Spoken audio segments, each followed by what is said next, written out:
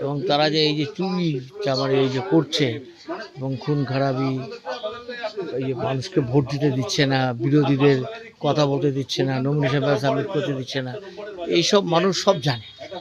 এবং তারা বলছে কোনো মতেই তৃণমূল কংগ্রেসকে দেব না। বিজেপিরও রাজনীতিটা তৃণমূল আর বিজেপির রাজনীতির মধ্যে কোনো পার্থক্য।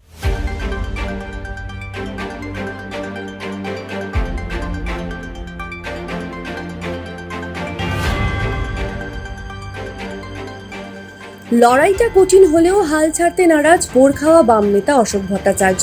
বিগত সময়ে বহু নির্বাচন বুদ্ধির সাথে লড়াই করে জয়লাভ করতে সামর্থ্য হয়েছেন এই বাম নেতা।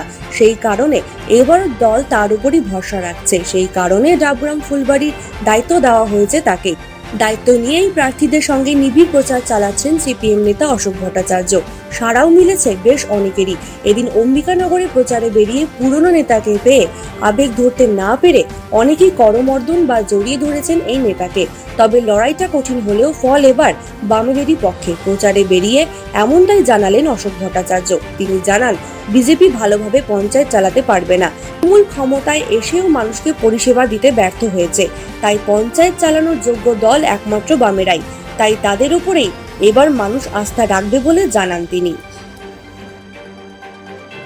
প্রচার তো সকালে, বিকেলে, রাত্রি সবসময়তেই চলছে। প্রচারের সব ধরনের কৌশল, তো বাড়ি বাড়ি যাওয়া, ছোট ছোট ভোটারদের সভা করা, কোনো গ্রামে বড় সভা করা, কটা জনসভাও আমরা করব, স্কোয়াড করা, সবগুলি হচ্ছে।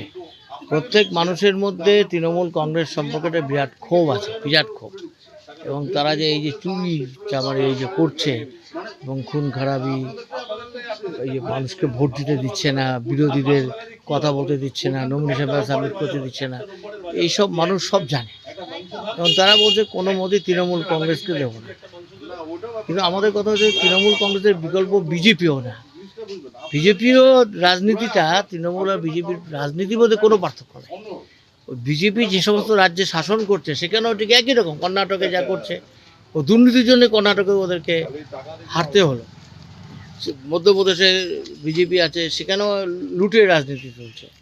বিজেপি একটা খেলার জগতে কিভাবে একটা কুস্তিগির তাদের মেয়েদের উপরে কিভাবে বিশভূষণ সে নিজে কিভাবে একটা কতগুলো মেয়ের উপরে নানাভাবে তার প্রতি একটা অশ্লীল আচরণ করলো, এই হচ্ছে বিজেপি।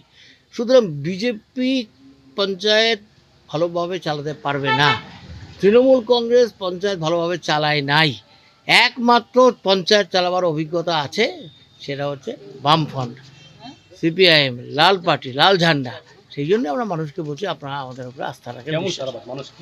মানুষ তো একটা ইতিবাচক ছাড়াই দিচ্ছে।